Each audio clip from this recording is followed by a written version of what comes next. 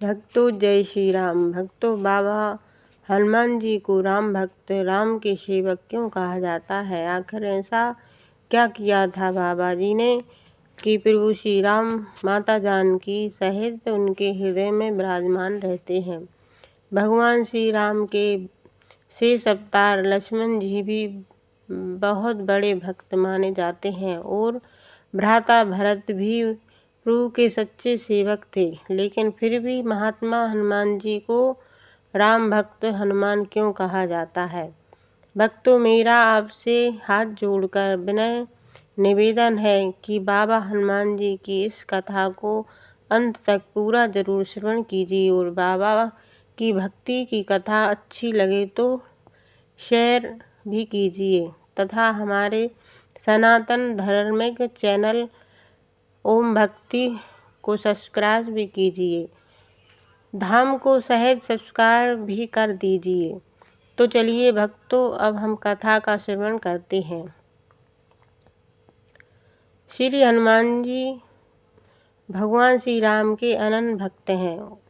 आपका जन्म पवन देव के अंश और माता अंजनी के गर्भ से हुआ था, इसलिए आपको पवन पुत्र और अंजनेय कहा जाता है।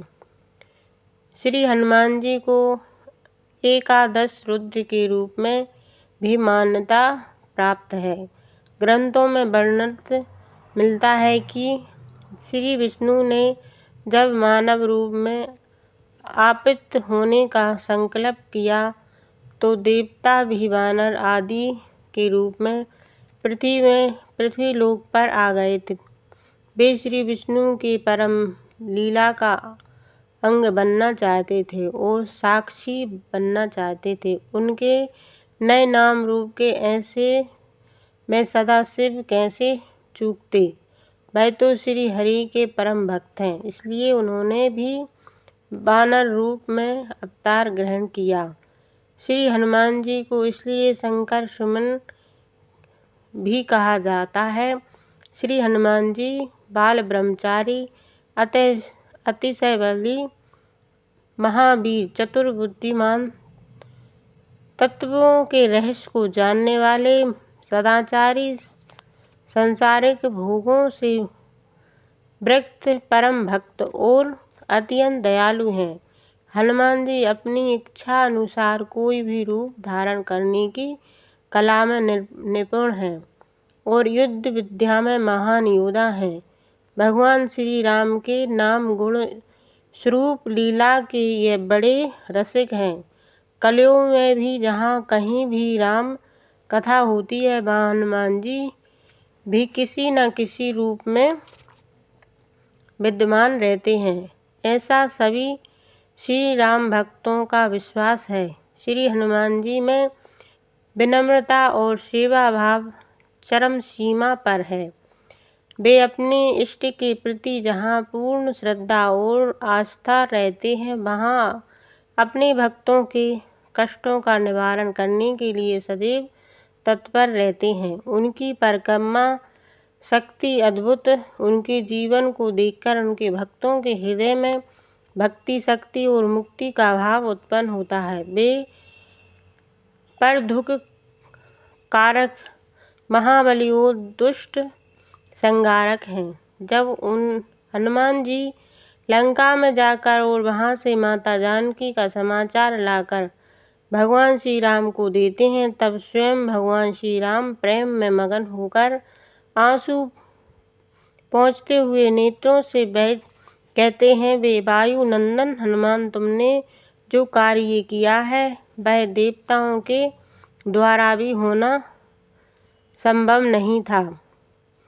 अपना सर्वस्व देता हूँ, यह कहकर रघुकुल श्रेष्ठ श्री राम ने वानर श्रेष्ठ हनुमान जी को खींचकर अपने हृदय से लगा लिया। एक भक्त के प्रति उसके भगवान का इससे बड़ा वरदान और क्या होगा।